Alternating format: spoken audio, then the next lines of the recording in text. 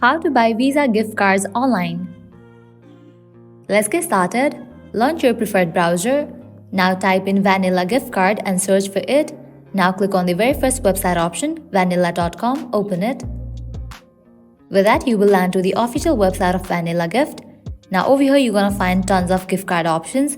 Scroll down, head towards the section of featured Visa gift card and e-gift cards. Now select the gift card that you wanna purchase.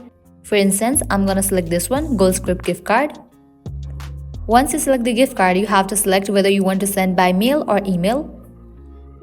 Mail refers to the physical card, whereas email refers to the digital one. After you select that, click on this drop down, select the card value. Now select the quantity and then click on Add to Cart. After you add the gift card to the cart, click on this option of Proceed to Checkout. Under Cart section, you will be able to find all of your gift card. If you have promo code, you can type in over here. Likewise, scroll down.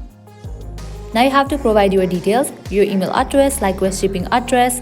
Once you fill all this, you will be good to go. Also select the shipping method and provide your payment details.